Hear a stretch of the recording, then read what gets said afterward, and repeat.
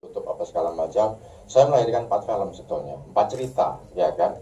Pertama sebetulnya dari novel Cinta Tak Pernah Tepat Waktu, kemudian Tuhan Izinkan Aku Berdosa, terus Gowo yang kemarin ada di Rotterdam, dan keempat adalah sebuah film permenungan saya juga, judulnya The Whole, ya kan.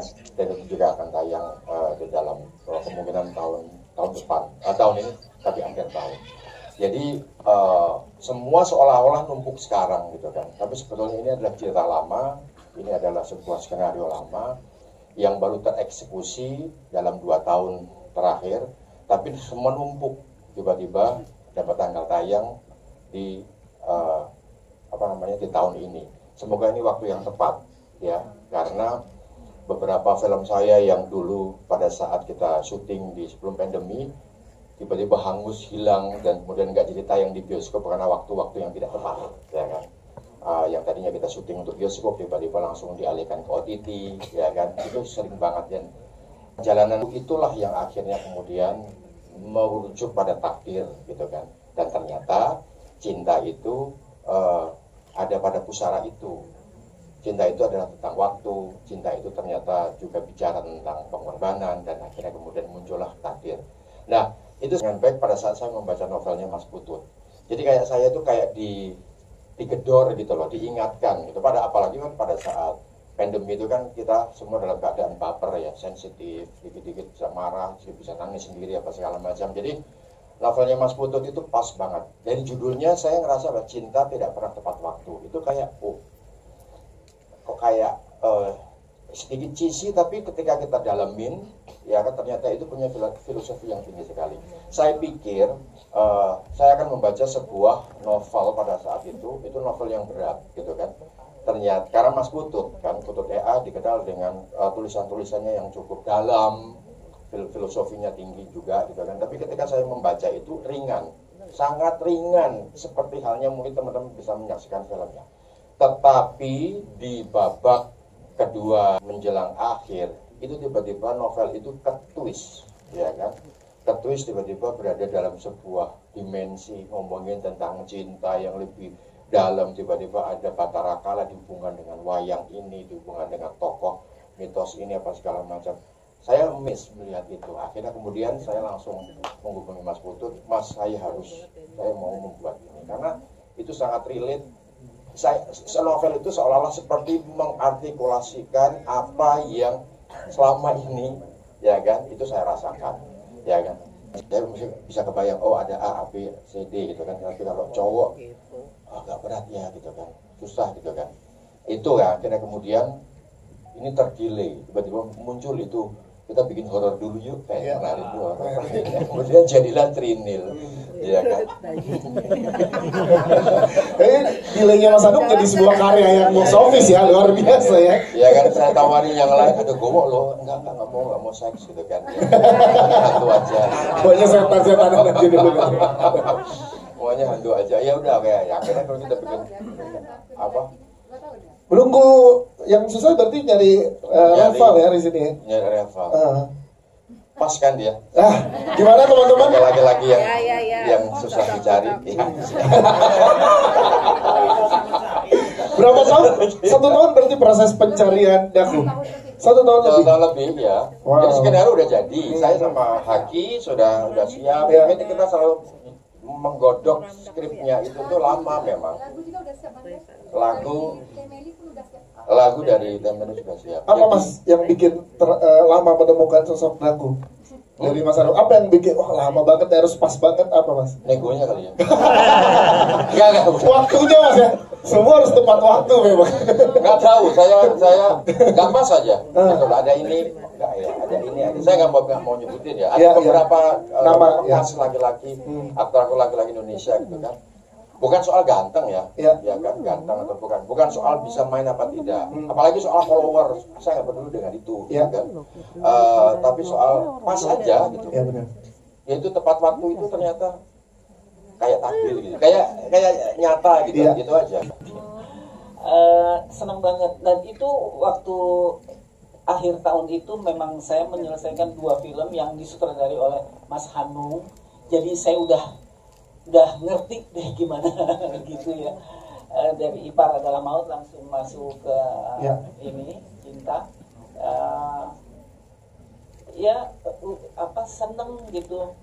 Mas Hanung itu kan orangnya spontan ya kalau ini ngedirect tuh gini-gini.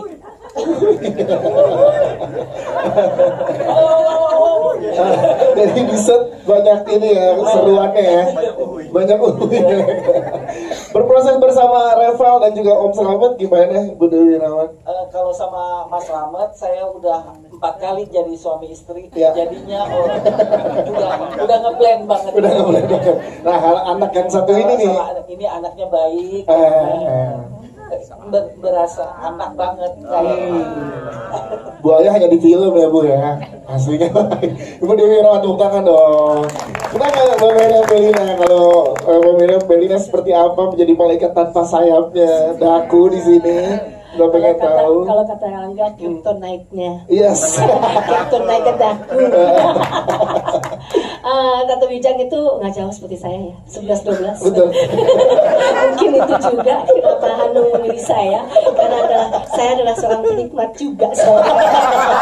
Penikmat film, penikmat karya seni, tulisan-tulisan gitu kan. Yang di Tante Wijang kan seperti itu, penikmat karya-karya seni. Pokoknya Hanung Iya. tidak salah. Makanya miliknya selama ya.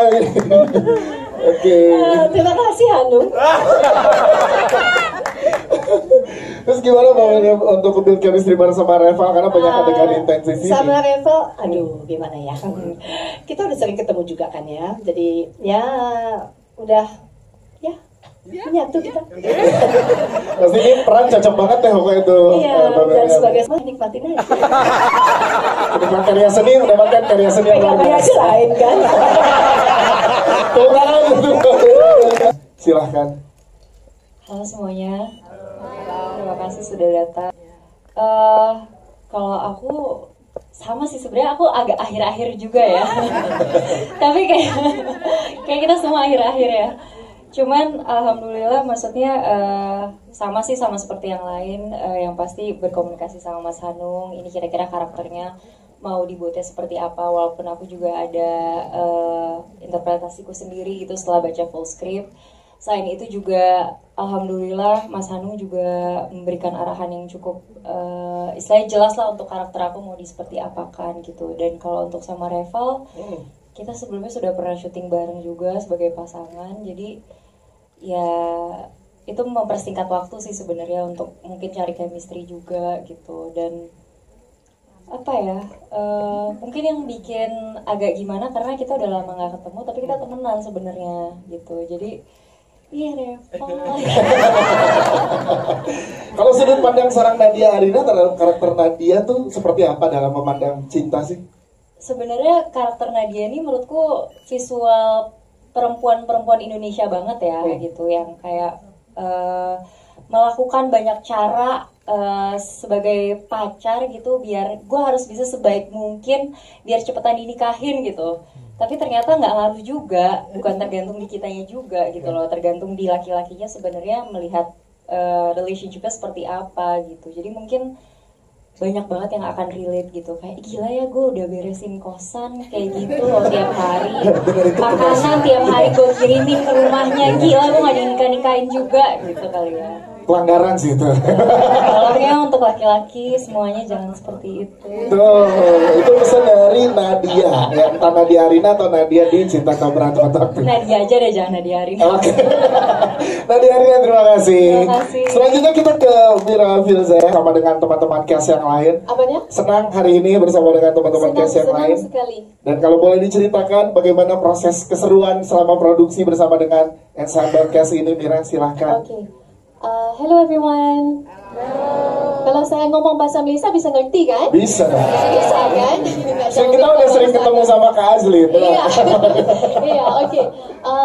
Pertama sekali saya minta maaf kerana terlambat sedikit, kerana telat. Okey, bercerita mengenai Sarah, apa yang memudahkan untuk saya membawa watak Sarah adalah kerana Sarah ini memang orang Malaysia. Jadi language-nya boleh bercakap seperti biasa, seperti orang Malaysia. Jadi Mas Hanung ada bilang enggak perlu risau pasal bahasa Indonesia atau bahasa Malaysia, just go with the flow, cakap saja. Sebab memang Dr. Sarah itu harus nampak natural dengan bahasa Malaysia sama bahasa Indonesia. Jadi itu memudahkan lagi untuk saya membawa watak Sarah. Dan pengalaman saya bekerja bersama Mas Hanung dan tim semua sangat-sangat seronok. Tambah lagi seronok. Seronok itu Faham hati. kan? Faham ya? Sangat hati, very excited. Kerana ini pengalaman pertama saya dan pertama kali juga saya ke Jogja.